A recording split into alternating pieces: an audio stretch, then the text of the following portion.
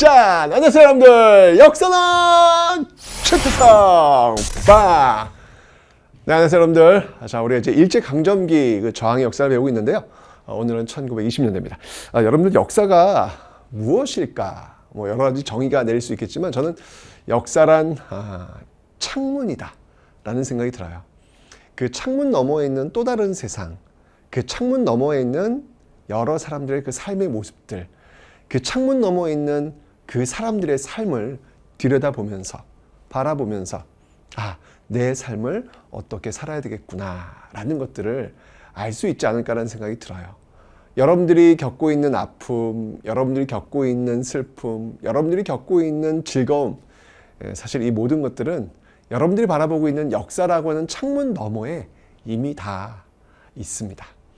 그 사람들의 그 삶을 들여다보면서 여러분들 삶을 좀 조절하고 여러분의 삶을 좀 이렇게 절제할 수 있는, 그리고 여러분들이 중심을 잡을 수 있는 그런 힘을 얻을 수 있기에 역사는 또 다른 시대를 바라볼 수 있는 창문이다 라고 저는 생각을 합니다.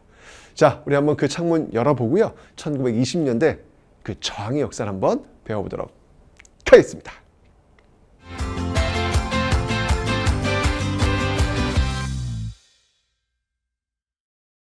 자, 우선 여러분들 1920년대 항일 저항 운동에서 국내부터 한번 좀 살펴볼게요. 국내 저항과 국외 저항을 오늘 다 살펴볼 텐데, 먼저 이 국내에서는 여러분들 크게 민족주의 진영과 사회주의 진영으로 좀 나누어서 보셔야 돼요. 그러니까 3.1운동 이후에 가장 큰 변화 중에 하나는 뭐냐면 사회주의 세력들이 상당히 성장했다라는 거예요. 사회주의란 노동자 농민이 중심되는 세상, 즉 노동자 농민이 중심이 되어서 자본가를 타도하고 평등 세상을 만들려는 것, 이게 목표입니다. 이게 사회주의를 지향한다라고 볼 수 있는데, 자, 그 사회주의가 굉장히 성장했던 시기가 3.1운동 이후예요. 그래서 민족주의 진영과 그리고 사회주의 진영으로 나누어서 좀 여러분들 볼 필요가 있다는 얘기죠. 민족주의라고 하는 것은 뭐냐면 그 민족에 해당하면 다 들어오는 거예요. 그러니까 민족 안에는 노동자 농민도 들어가고 자본가도 들어가고 그들이 모두 하나가 된다라고 이제 바라볼 수 있겠죠. 하지만 사회주의는 그렇지 않습니다. 민족이라는 개념 인정하지 않아요. 바로 노동자 농민이 중심되는 그런 세상. 그래서 국제적 연대까지도 가능토록 하는 것, 이게 바로 사회주의다라는 것이죠. 자, 먼저 이 민족주의 진영이 활약했던 내용부터 한번 볼 텐데, 이 민족주의 진영은 여러분들 이 실력 양성 운동을 주로 많이 합니다. 그러니까 실력 양성 운동이라 하면 구한 말에 있었던 애국개몽 운동의 연장선상에서 여러분들이 바라보시면 되겠죠. 교육, 식산흥업, 언론, 이런 쪽이라고 제가 설명을 드렸습니다. 실력 양성 운동도 마찬가지입니다. 자, 이 민족주의 진영에서 주로 했는데 어떤 운동들이 있었냐면 대표적인 게 있다면 바로 이 물산장려 운동이라고 볼 수 있겠습니다. 이 물산장려 운동이라 하면 이것은 여러분들 쉽게 얘기하면 국산품 애용 운동이에요. 우리 거 쓰자는 얘기인데, 왜 물산장려 운동을 시행하게 되었을까? 그 이유가 있습니다. 그 이유는 뭐였냐면 바로 당시에 1920년대예요. 지금 이게 20년대 하면 여러분들 일제 경제정책 배웠잖아요.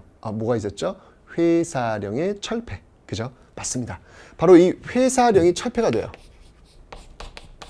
회사령이 철폐가 되고, 그 다음에 관세도 철폐가 되고, 자, 이렇게 되면서 일본의 거대 자본들이 물밀듯이 들어올 수 있는 토대가 구축되었다. 자, 이제 국내 자본들은 그 일본 거대 자본과 맞서 싸워야 되는 상황이 벌어진 거예요. 불리하겠죠. 그걸 어떻게 극복하려고 했다? 애국심 마케팅을 한 거예요. 우리가 식민지 아니냐, 그러니까 우리 거 좀 써주자 라고 하는 거. 어디에서 출발했냐면 바로 평양에서 출발하고 있습니다. 여러분, 이게 너무 중요해요. 왜냐면 제가 앞에 설명드렸지만 구한말 국채보상운동, 그 국채보상운동, 우리나라 빚을 갚자는 운동은 대구에서 출발했고, 20년대 물산장려 운동은 평양에서 출발했다. 이 구분 분명히 하시라고 제가 설명드렸습니다. 시험 잘 나옵니다. 기억하시면 됩니다. 근데 이 물산장려 운동은 여러분들 일단 호응이 돼요. 식민지니까 아픈 데를 지금 건드린 거잖아요. 호응이 됩니다. 그런데 이제 사회주의 세력들이 거센 비판을 해요. 왜냐면 이게 먹혀 들어가니까 우리 것만 쓰는 거예요. 그럼 우리 거에 대한 물건 값은 어떻게 될까요? 올라갈 수밖에 없죠. 수요와 공급에서 수요가 많아지는 거니까 당연히 가격이 올라간다고요. 이러니까 물가가 올라간 거예요. 그러니까 사회주의 세력들이 뭐냐, 이거 누구를 위한 운동이냐. 원래 이 노동자 농민들은 원래부터 국산품 애용 세력이었다. 우린 돈이 없으니까 외국 사치품 못 산다. 근데 왜 우리 국산품 애용자들이 원래부터 쓰고 있었던 이 물건값을 올리는 그런 결과를 가져오게 됐냐? 라고 해서 격렬히 비판하는 그런 한계도 있습니다. 기억하시면 되고요. 자, 그 다음에 교육과 관련해서는 여러분들 밀립대학 설립운동, 밀립대학 설립운동을 전개하는 모습들이 나타나고 있더라. 왜냐하면 1920년대 여러분들 2차 조선 교육령에서 학제를 일본과 동일시해 놨어요. 그러니까 우리 한국인이 운영하는 그럼 대학도 한번 만들어보자. 1920년대 3.1운동의 결과 통치 형태가 바뀌니까 이런 것들도 가능해진 것이죠. 그러나 일본이 이걸 가만둘 리 없습니다. 일본이 여러분들 이거 안 되고요. 일본이 운영하는 바로 경성제국대학을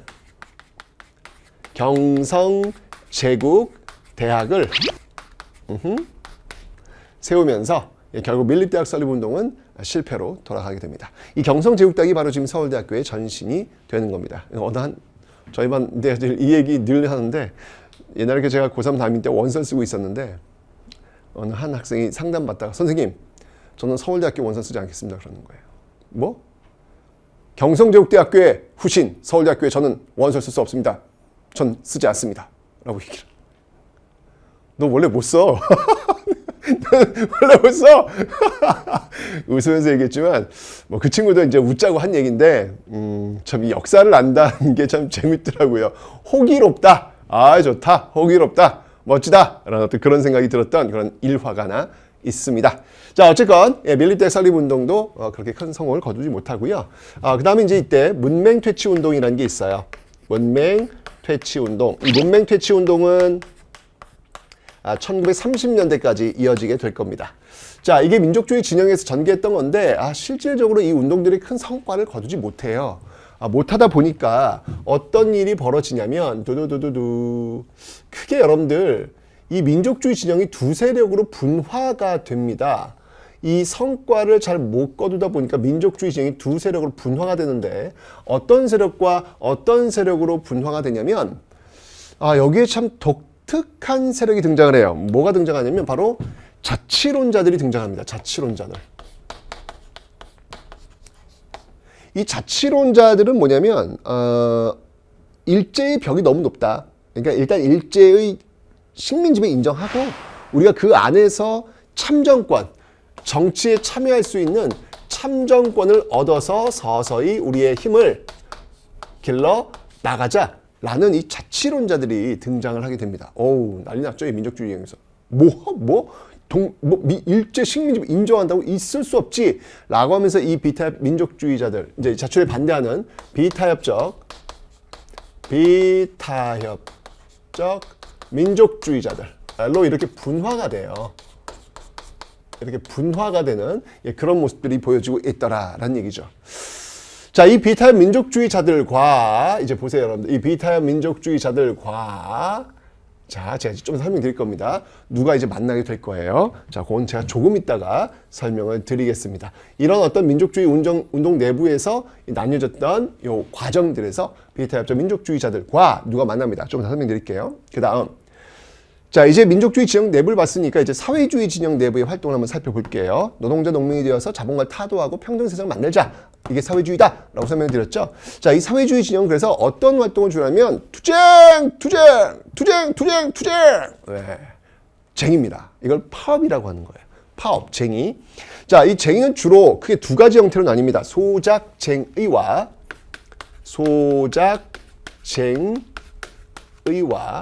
그 다음이 노동쟁의. 소작쟁의는 농민들이 주도하는 것이고요. 그리고 노동쟁의는 노동자들이 중심이 되겠죠.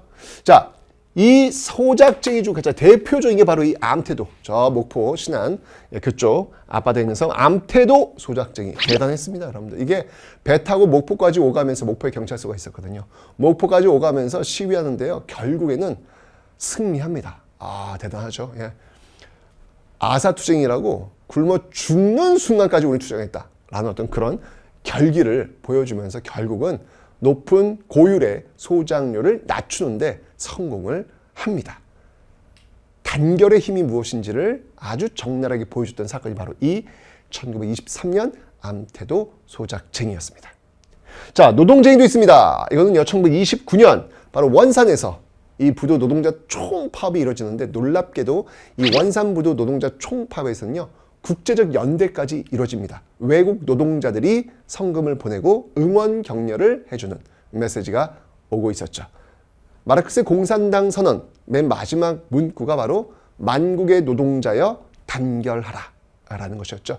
그런 것들을 아주 그대로 보여줬던 게 바로 이 원산부도 노동자 총파업이다 라는 것을 기억하시면 되겠습니다.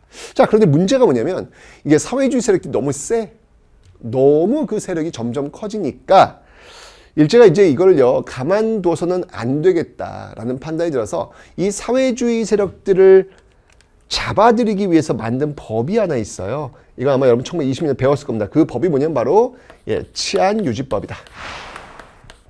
그 법이 바로 이 치안유지법, 주로 이 사회주의자들을 타깃으로 잡았던 그런 법입니다. 이 치안유지법을 통해서 사회주의 세력들을 압박하니까 이 사회주의 세력들도 뭔가 합법적 공간이 필요했던 겁니다. 자, 사회주의 세력들이 합법적 공간이 필요했고 비타협적 민족주의자들은 지금 자치론자들을 공격해야 되는 어떤 그런 상황. 이런 상황에서 둘이 만나는 거예요. 비타협적 민족주의 세력들과 바로 이 사회주의 세력들이 만나게 되니 만나서 우리 한번 손잡고 한번 해볼까? 원래 이게 만나면 안 되는 거잖아요. 왜냐면 사회주의 타도 대상이 자본가인데 자본가가 민족주의 안에 들어와 있기 때문에 타도 대상이지 연대 대상이 아니란 말이에요. 그런데 일단 1차의 목표는 일제다. 일제를 먼저 타도하고 그 다음에 이제 어떤 계급 논리를 한번 따져보자 라는 생각이 들어서 일단 손을 잡아요. 손을 잡게 되는 어떤 그 결정적인 선언이 하나 있는데 그 선언이 뭐냐면 바로 정우회 선언이다 라는 겁니다. 이 좌와 우가 손을 잡게 되는 계기. 그래서 이 선언에 힘입어서 출발했던 단체, 그 단체가 바로 이 신간회더라. 완전 중요해요, 여러분들. 완전 중요해요. 진짜 시험에 잘 나오는 조직이니까 여러분 반드시 기억을 해 놓으셔야 되겠습니다. 자, 이 신간회, 좌와 우, 좌라 하면 사회주의 진영, 우라 하면 민족주의 진영이에요. 이 좌와 우가 손을 잡게 되는 이 놀라운 사실. 왜? 1차 목표는 일제 타도기 때문에. 자, 그래서 이 신간회는 여러분들 민족유일당 운동, 민족유일당 운동의 결과물, 그러니까 좌우 합작의 어떤 그 결과물로 나오고 있는데요. 어마어마하게 큰 단체예요. 이 단체의 특징은 일단 공개단체라는 거예요. 여러분들, 자, 이 신간을 공부할 때 항상 그 구한말에 있었던 신민회와 구분하시라 라고 설명드렸습니다. 신민회는 비밀결사 조직인 반면 신간회는 공개단체이고요. 가장 큰 조직입니다. 일제강점기 가장 큰 조직으로. 왜냐하면 좌와 우가 다 손을 잡았기 때문에 큰 조직이 될 수밖에 없겠죠. 자, 그래서 전국적으로 여러분들 지회를 구축할 정도로 규모의 스케일이 달랐던 조직이 바로 이 신간회다라는 것이죠. 자, 이 신간은 여러분들 여러 가지 활동들을 하는데 그 중에서 여러분들이 절대 놓쳐서는 안 되는 게 있습니다. 무엇인 바로 이제 배울 거예요. 광주에서 학생들이 항일운동을 전개합니다. 이걸 광주학생 항일운동이라 합니다. 이 광주학생 항일운동을 후원했던 조직, 그 조직이 바로 이 신간회다라는 거예요. 와우. 여러분 진짜 이거는요 너무너무 시험에 잘 나와요. 너무너무 시험에 잘 나오니까 신간회가 광주학생 항일운동을 후원했다. 너무 잘 나오는 거니까 여러분 반드시 꼭 기억을 해 놓으셔야 되겠습니다. 됐죠, 여러분들? 자, 그리고 이 신간회 하면 자매단체가 있어요. 그 자매단체가 뭐냐면 바로 근우회. 네, 이 근우회라는 자매단체가 있더라. 신간회의 자매단체. 그러니까 여성들이 조직되었던 좌우 합작. 그 결과물이 바로 이 근우회다라는 것을 기억하시면 되겠습니다. 자, 이렇게 해서 이제 신간회까지 지금 결성이 되었습니다. 이 신간의 결성은 여러분들 정말 너무 중요한 거예요. 왜냐하면 이 좌와 우가 나뉘어져 있던 세력들이 손을 잡았다는 것은 지금 우리가 남북이 나눠져 있잖아요. 남북이 나눠져 있는 것도 지금 자본주의 진영과 사회주의 진영은 나뉘어져 있다라는 것이죠.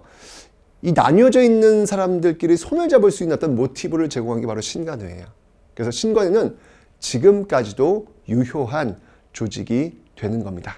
그래서 시험에 잘 나오니까 여러분들 꼭 기억을 해 놓으시면 되겠습니다.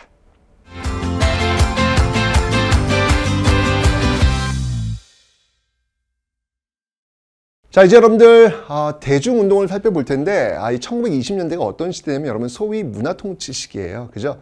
그러니까 일제가 살짝 어쨌건 간에 유화책을 내놓은 시기란 말이에요. 물론 기만적이긴 하지만. 그러니까 이 당시를 살던 사람들은 무슨 일이 있더라도 그 벌어진 틈을 통해서 어떻게든 뭔가를 좀 해보려는 어떤 그런 시도가 많았다는 이야기예요. 그래서 1920년대는 굉장히 다양한 그런 저항 운동들이 나타나고 있는 겁니다. 그래서 양이 많아요. 제가 앞에서도 설명드렸지만 여러분 1920년대 굉장히 양이 많다고 해서 너무 어렵고 힘들게 생각하지 말았으면 좋겠다. 바로 그 많은 역사가 있기에 일제강점기가 우중충한 어떤 그런 역사가 아니라 샛별처럼 빛나는 그런 자랑스러운 역사일 것이다 라고 제가 설명드렸습니다. 여러분들 그런 관점에서 접근하셔야 돼요. 자, 먼저 대중운동. 자, 특히 여러분들 여기서 주목할 운동이 어떤 운동이냐면 바로 학생 운동이 있습니다.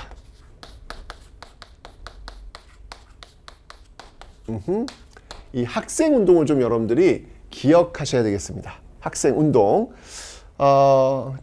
학생 운동 중에 대표적인 게 바로 이 60만세 운동이라는 거예요. 1926년에 전개되었던 바로 이 학생 운동이 있습니다. 그런데 여러분 이 60만세 운동의 어떤 그 배경은 뭐였냐면요. 바로 이거는 순종의 죽음이었죠. 3.1운동의 배경은 뭐였죠, 여러분들? 고종의 죽음이었습니다. 그죠? 60만세 운동은 그의 아들 순종의 죽음. 그를 계기로 해서 바로 이 만세 운동을 또 기획하고 또 실천하게 됩니다. 근데 일제가 뭐 이제 3.1운동 때 한번 뒤어봤기 때문에 아주 뭐 철저하게 이 감시해서 전국적으로 이 3.1운동처럼 확산되지는 못합니다. 하지만 학생들이 중심이 되어가지고 60만세 운동을 전개했다는 건데 맨 처음에 60만세 운동을 전개했던 그 주체 세력은 사회주의 세력들이었어요. 그런데 이 사회주의 세력들이 60만세 운동을 전개하는 과정에서 민족주의 진영이 많은 도움을 줘요. 많은 도움을 주니까 원래 이전까지만 해도 좌와 우가 나뉘어서 그들은 손잡지 못한다라고 판단했었는데 60만세 운동 과정 속에서 그 좌와 우, 민족주의 진영과 사회주의 진영이 손을 잡게 되니까 함께 할 수도 있겠다라는 생각이 든 거예요. 바로 그러한 영향이 바로 이 민족유일당 운동, 신간회로도 연결되는 겁니다. 그러니까 정오의 선언도 60만세 운동도 다 그런 배경, 이런 배경들 속에서 바로 이런 신간회가 결성이 되고 있다라고 하는 사실을 여러분 놓치지 마시라는 거예요. 아셨죠? 게다가 이렇게 이 신간의 결성의 그 모티브를 제공했던 60만세 운동, 그리고 나서 3년 뒤에 여러분들 광주에서 학생항일 운동이 벌어집니다. 광주 학생 항일 운동 1929년. 이 광주 학생 항일 운동에 이 신간회가 여기 지금 후원했다 그랬죠, 여러분들? 네, 후원했습니다. 진상조사단을 파견해서 바로 이 광주 학생 항일 운동을 후원하는 그런 모습들이 나타나고 있더라. 자, 여러분 여기서 화살표를 좀 주목해 주세요. 자, 60만세 운동에서 화살표 왔죠? 신간회로. 그리고 신간회 출발해서 광주 학생 항일 운동으로 가는 거예요. 그 선후 관계를 명확하게 여러분들이 알고 계셔야 되는 겁니다. 아셨죠, 여러분들? 중요해요. 예, 선후 관계. 60만세 운동이 먼저, 그 다음이 신간회, 그 다음이 광주 학생 항일 운동입니다. 그래야 신간회가 광주 학생 항일 운동에 진상조사단을 파견하죠. 그죠? 그 흐름 꼭 기억하시면 되겠습니다. 이 광주 학생 항일 운동 같은 경우는 여러분들 이 광주와 나주를 오고 가는 통학 열차에서 이 한국 학생들과 일본인 학생들 사이에 패싸움이 벌어져요. 그 이유는 일본인 학생들이 조선 여학생들 이 댕기를 잡고 장난을 치거든요. 여기에 격분했던 조선 남학생들이 나주역에 내려서 그때부터 싸움이 시작되었고, 이 싸움을 관리 감독했던 경찰이 일본 학생들은 훈방 조치시켜주는데 조선 학생들은 굉장히 큰 벌을 주거든요. 이런 것들이 전국적으로 확산되면서 분노에 찬 전국의 학생들이 들고 일어나서 전국 동맹까지 전국 휴학동맹까지 이루어지는 그런 엄청난 3.1운동 이후에 가장 큰 제2의 민족운동으로 확산되었던 그런 운동이 바로 이 광주학생 항일운동이었습니다. 그래서 제가 얘기하는 거예요. 여러분들 학생들에게 너희는 그냥 공부만 하면 돼. 너희들은 이런 사회 같은 거 몰라도 돼. 그저 공부만 해. 라고 이야기하는 것 굉장히 몰역사적이라는 거예요. 일제강점기 현대사 잘 보시면요. 3.1운동의 중심에도 학생들이 있었고요. 60만세 운동 중심 학생들이 있었고요. 광주학생 항일운동 학생들이 중심이 있었고요. 현대사 4.19 혁명에도 학생들이 중심에 있습니다. 일제강점기와 현대사, 일제강점기 그 일제와 현대사 그 독재, 그 서슬퍼런 시대에 아니올시다를 외치면서 광장으로 뛰쳐나왔던 제일 먼저 선두에 섰던 사람들은 바로 학생들이었다는 사실. 학생은 여러분들 역사의 거인이었고요. 저 푸른 하늘 그 자유를 향해 비상하고 날아오르는 독수리 같은 존재였습니다. 그런데 우리는 지금 그 존재의 학생들을 닭장 속에 탁 가다 놓고 너는 닭이야. 너는 닭처럼 생각해야 돼. 라고 강요하고 있는 것은 아닌지 모르겠습니다. 그러다 보니까 이 닭장 속에 있는 독수리가 진짜 어른들이 주는 그 점수라는 그 모이를 쪼아 먹으면서 독수리인데도 불구하고 내가 독수리인지를 모르고 그저 닭인 줄 알고 착각하면서 사는 그런 모습도 있지 않을까라는 생각이 듭니다. 다시 한번 얘기하지만 학생들은 우리 근현대사 속 학생들의 DNA는요. 정의와 그 공정을 위해서 그 자유를 향해서 푸른 하늘을 마음껏 비상했던 독수리, 역사의 그 거인의 DNA를 가지고 있다. 그 DNA가 지금도 흐르고 있다라고 하는 것을 놓치지 않았으면 좋겠다라는 생각이 듭니다. 자, 이렇게 해서 학생운동 살펴봤고요. 그 다음에 이제 다양한 운동이 있어요. 자, 또 어떤 운동이 있냐면 소년운동이 있습니다. 소년운동. 자, 이 소년운동을 주도했던 종교가 있으니 그 종교는 바로 천도교. 천도교는 무엇이 바꾼 종교다? 동학이 이름을 바꾼 종교다라고 설명드렸습니다. 동학의 핵심 사상은 인내천, 사람이 곧 하늘이다, 누구나 다 평등해야 된다, 어린이도 마찬가지다 라고 하면서 이 소년운동을 전개한 거예요. 그 대표적인 인물이 바로 소파 방정환 선생님. 여러분들 5월 5일 어린이날 놀죠?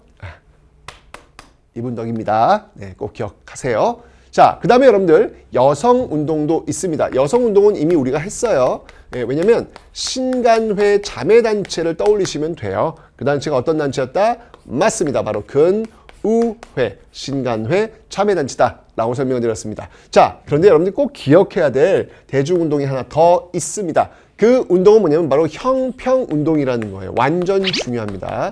완전 중요합니다. 이 형평운동의 뜻은 뭐냐면 저울 형자예요. 왜 백정들이 고기 달 때 이거 몇 근입니다. 이렇게 다는 저울. 그 저울을 평평하게 만들자라는 운동이죠. 즉, 이 형평운동이라 하면 바로 이 백정들이 주도해서 소잡고 돼지 잡는 이 백정 출신들이 주도해서 어디에서 출발? 바로 진주에서 출발시켰던 그런 운동이다라는 거예요. 이들의 주장은 하나예요. 네, 바로 신분, 차별하지 마라.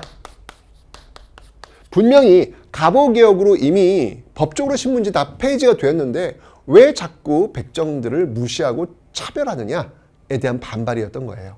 그게 바로 이 형평운동이다. 1920년대에 전개되었던 형평운동임을 여러분들이 기억하시면 되겠습니다. 됐죠? 자, 이렇게 좀 대중운동 살펴봤어요. 많네요. 실력양성운동도 있고 쟁의투쟁도 있고 이런 대중운동도 있고. 그런데 1920년대 진짜 일본이 벌벌벌벌 떨게 만들었던 조직이 있으니 그 조직이 바로 이 의열단이 되겠습니다. 이 폭탄 이런 조직이거든요. 자, 이 의열단을 조직했던 인물은 바로 김원봉이 되겠습니다. 이 김원봉은 여러분들 이 의열단을 조직했는데 이 의열단을 운영하는 데 있어가지고 어떤 지침이라고 할까요? 그 지침이 되었던 글이 있어요. 그 글이 뭐냐면 바로 조선혁명선언. 조선혁명선언. 이라는 글인데 이 글은 바로 신채호 단재 이 신채호 선생이 썼던 이 조선혁명선언. 핵심은 이겁니다. 무엇으로 일제를 타도하라? 폭력으로 일제를 타도하라 라는 거였습니다. 폭력 나쁜 거잖아. 근데 그걸로 공격하라고? 나쁜 건데? 자, 그러니까 이게 여러분들 폭력이라고 하는 개념이 절대적 개념으로 받아들이면 안 되겠네요. 그랬다가는 우리 일제강점기 이런 내용들이 다 부정당하는 거야. 그죠? 폭력은 나쁘다. 이거는 때와 장소 상황에 따라 달라질 수 있다라는 상대적 개념임을 이런 데서 다시 한번 확인할 수가 있겠습니다. 자, 그렇다면 이 의열 단원들은 누가 있는지 한번 살펴보도록 하죠. 자, 의열 단원들은요. 대표적인 인물들 한번 좀 살펴보겠습니다. 먼저 자, 이 조선 총독부에 폭탄을 투여했던 김익상. 이분 무서워요. 총독부에 폭탄 터뜨리고요. 2층에서 내려오면서 이 뛰어 올라가는 헌병들한테 여기 2층 조심하십시오. 위험합니다. 라고 이야기하고 유유히 빠져나왔던 인물이 바로 이 김상옥. 자, 그 다음에 김익상, 김상옥. 자, 김익상이 이제 총독부고요. 그 다음에 김상옥. 이분은 종로경찰서. 와우. 종로경찰서의 폭탄은 팍 터뜨리고 그 다음에 이제 이후 일대천의 시가지를 일대천이야. 조선 최고 총잡이 김상옥과의 어떤 그 일대천의 시가전 그리고 마지막 총알은 자신에게 겨누면서 결국 생을 마감했던 그런 인물 의열단은 김상옥. 그 다음에 여러분들 또 이 명동 일대를 그냥 뒤집어 놓았던 인물이 있어요. 바로 나석주. 나석주는요 동양척식 주식회사 그죠? 그 다음에 식산은행 일제 경제 심장부를 할 수 있는 이곳에 폭탄을 투척했던 그런 인물이기도 합니다. 와우, 얼마나 무서웠냐면 일제가 여러분들 그래서 김원봉한테 이 현상금을 걸어요. 여러분 김원봉한테 현상금 걸린 현상금 액수가 얼마인지 아세요? 우리나라 돈으로 지금 현재 환산하면 무려 320억이에요. 어마어마하죠, 여러분들. 와, 일제강점기 가장 많은 현상금이 걸렸던 남자, 320억의 남자 김원봉이었습니다. 나 밀양 사람 김원봉이요. 영화 대사에 이렇게 나오더군요. 자, 이렇게 의열투쟁 이렇게 엄청나게 싸우고 있는 모습 확인하셨죠? 대단하네요. 1920년대는요. 정말 각 분야에서 다양한 모습으로 지금 일제에 맞서 싸우고 있는 모습 있구나라는 거 확인했습니다. 여기서 그친 게 아니에요. 이번에는 여러분들 민족문화 수호운동입니다. 자, 민족문화 수호운동, 이제 국어라든지 역사라든지 뭐 영화 이런 데서 등장하고 있는데요. 자, 먼저 여러분들 국어 쪽에서는 여러분들 이제 우리의 어떤 글, 우리의 문자 이런 것들을 좀 기억하고 보존하자라는 차원에서 이때 만들어진 게 있어요. 그게 바로 조선어 연구회라는 조직이 만들어집니다. 이 조선어 연구회는 우리가 꼭 기억해야 돼요. 왜냐하면 여러분들 한글날 언제 10월 9일 놀아 안 놀아? 놀아요. 노니까 이렇게 기억하는 거야. 안 놀면 기억 못해. 자, 그 노는 날 한글날을 만든 조직이 바로 이 조선연구회예요. 기억하셔야 합니다. 우리에게 이 단꿈과 같은 아주 그냥 쉬는 날 하루 주었던 그런 조직입니다. 바로 이때는 이제 여러분들 한글날이라는 이름 쓰지 않고요. 이때는 뭐라고 썼냐면 가기야날, 가기야날. 이라고 불렀고요. 그리고 한글이라는 잡지를 또 간행하기도 했습니다. 조선어 연구회입니다. 그 다음에 여러분들 이제 사회주의가 그냥 워낙 활성화됐다라고 제가 설명드렸잖아요. 그래서 KAPF 이걸 카프라고 하는데 이 카프 문학이 굉장히 유행을 합니다. 이건 뭐냐면 바로 사회주의 영향이에요. 사회주의의 영향 속에서 바로 이 카프 문학이 발달하더라. 그러니까 사회주의 문학의 핵심은 뭐냐면 리얼리즘이에요. 있는 그대로 당시 그 기층민들이 겪고 있는 그 아픔 있는 그대로 묘사하는 것 이게 리얼리즘, 사회주의 리얼리즘이라고 하는데 그런 것들을 지금 지향하고 있다. 카프 문학 기억하시면 되겠고요. 그 다음에 이제 단재 신채호 선생을 한번 살펴봐야 되겠습니다. 자, 단재 신채호 선생의 저서는 많이 있는데요. 그 중에서 하나가 이 조선사 연구초. 조선사 연구초 라는 작품이 있죠. 이 조선사 연구초에서 여러분들 바로 난가 활달한 어떤 그런 민족 정신이 우리 정신이다. 그러면서 이제 묘청의 서경천도 운동을 조선 역사 1000년의 제1대 사건으로 규정을 했던 신채호 선생. 그 다음에 이제 조선상고사. 조선상고사. 역사는 아와 비아의 투쟁이다.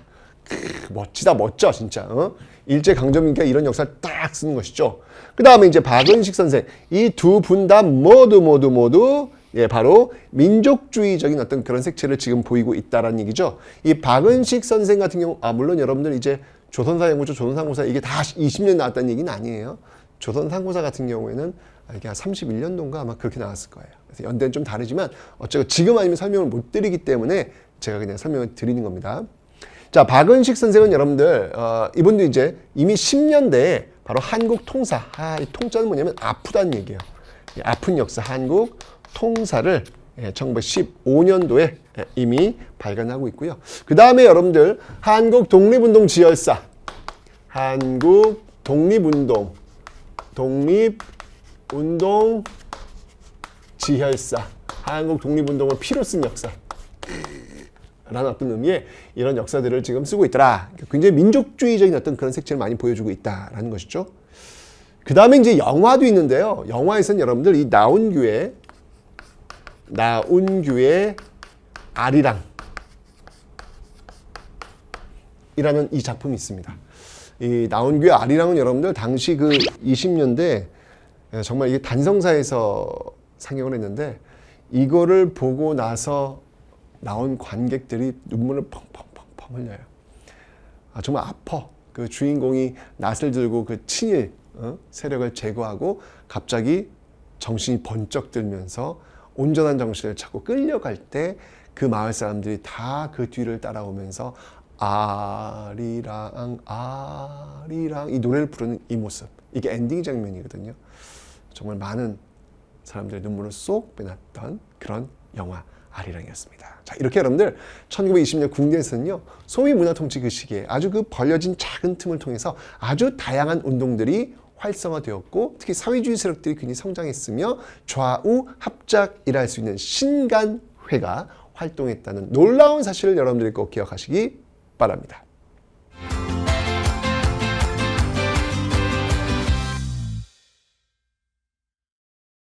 자, 이번 여러분들 국외로 한번 나가 보도록 하겠습니다. 국외에선 여러분들 이제 드디어 본격적인 항일 무장 투쟁의 역사가 시작이 됩니다. 항일 무장 투쟁의 역사가 시작되고 있더라. 사실 여러분들 1910년대 독립운동기지에서 이런 것들을 지금 준비했잖아요. 그죠? 이제 드디어 본격적으로 싸우는 어떤 그런 모습들이 있는데, 자, 어떤 모습들 정리했는지 한번 볼게요. 우선 첫 번째 이 항일 무장 투쟁에 제대로 된 총성을 울렸던 사건. 그 사건은 무엇이다? 그 사건은 바로 여기. 요쯤에서 있었던 1번. 이 사건이 바로 이 봉오동 전투라는 겁니다. 자, 이 봉오동 전투를 이끌었던 장군이 누구였냐면 바로 홍범도 장군이에요. 기억해 놓으세요, 여러분들. 홍범도 장군이었고요.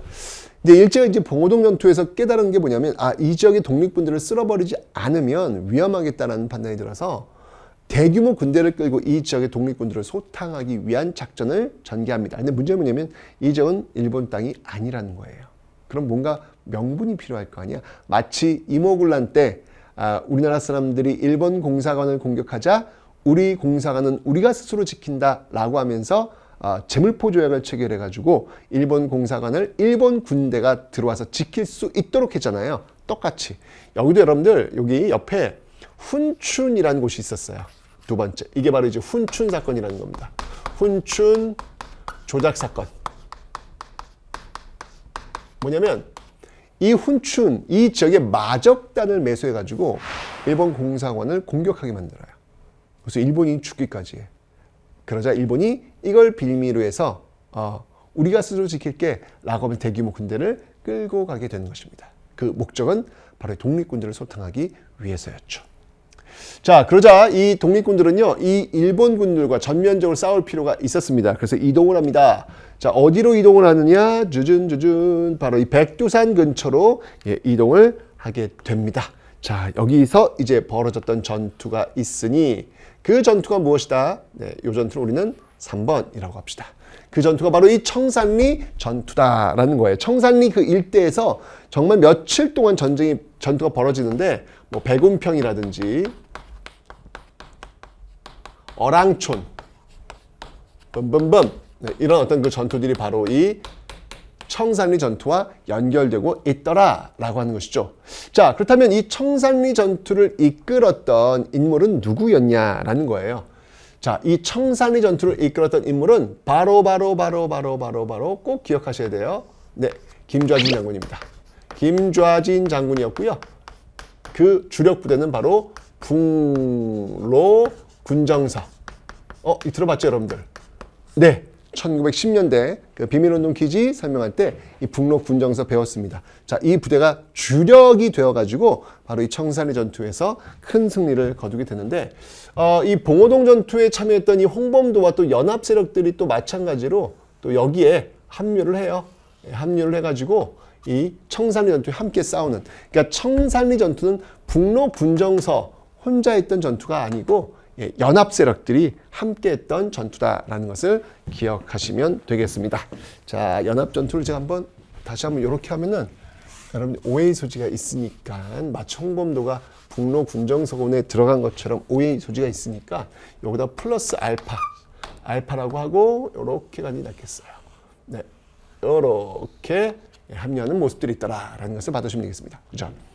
청산리 전투에서 대규모 승리를 거둬요. 이유는 하나예요. 이 당시 이 독립군들이 이쪽 지역이 워낙 밝고 그러니까 유인합니다. 그래서 이 일본군을요, 산 아랫자락과 산 정상 위쪽으로 나뉘어서 끌어들인 거예요. 그런데 안개가 낀 거야. 안개 속에서 이 앞이 안 보여.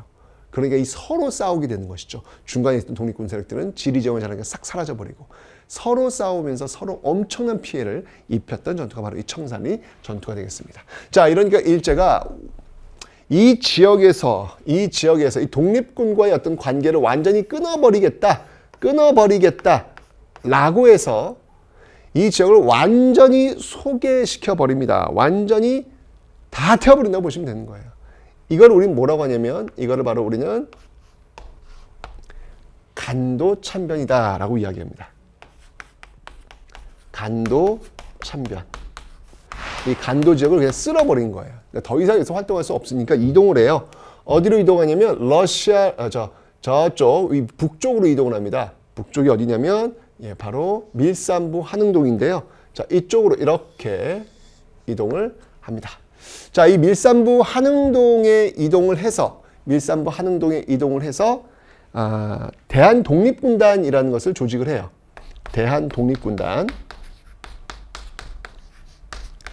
대한독립군단을 조직해서 재정비하는 거예요. 그래서 서희를 중심으로 해서 이런 어떤 조직들을 만들고 있는데, 그러다가 이제 이동을 해요. 어디로 이동을 하냐면 저쪽 러시아령 자유시로 이동을 다시 이제 합니다. 하는데 이때 러시아가 이제 뭐라고 얘기하냐면 너희들 이렇게 우리나라에 들어올 때는 무장해제를 해라. 그리고 우리 군대 들어와서 싸워라 라는 이야기를 합니다. 그게 뭐야? 우리는 지금 일제와 맞서 싸워야 되는데 왜 우리가 러시아군에 들어가? 그건 있을 수 없지. 라고 해서 무장해제를 거부해요. 그 과정에서 엄청난 총격전이 벌어져가지고 또 엄청나게 많은 독립군들이 다치게 되는 어떤 그런 사태가 벌어집니다. 이걸 우리는 뭐라고 하냐면 바로 이걸 우리는 자유시 참변이다. 자유시 참변이다. 라고 이야기를 하고 있습니다. 자, 이 자유시 참변 이후에 이제 다시 내려와요. 다시 내려옵니다. 더 이상 여기서 활동하기 어려워지니까 다시 내려옵니다. 다시 내려와서 이 지역에다가 3부를 결성을 해요. 참의부, 정의부, 신민부. 네, 이렇게 3부를 결성합니다. 이게 이제 7번. 네. 3부 결성, 이렇게 3부 결성을 지금 이루어지는데, 이 3부가 뭐냐면 일종의 여러분들 임시정부라고 보시면 돼요. 왜냐면 여기서 이제 군사, 행정 이런 것들 다 담당하거든요. 근데 일제가 밀어낸 줄 알았던 독립군들이 다시 내려오니까 가만두면 안 되겠다라고 해서 이 만주 지역의 군벌들과 협정을 하나 체결합니다. 그 협정이 뭐냐면 바로 미스야 협정이라는 거예요. 이 미스야 협정에 따르면 중국인들이 독립군들, 조선 독립군들을 잡아서 넘기면 돈 주는 거예요. 와우, 어려워지겠네. 이제는 일제 눈만 아니라 중국인들의 눈도 피해야 되는 거니까 너무너무 어려워지는 어떤 그런 상황이 벌어진 거예요. 안 되겠다. 라고 해서 이 3부, 이 미스야 협정의 영향을 받고 이 3부가 이제 나뉘지 말고 하나가 되자 그래서 3부 통합운동을 전개해요.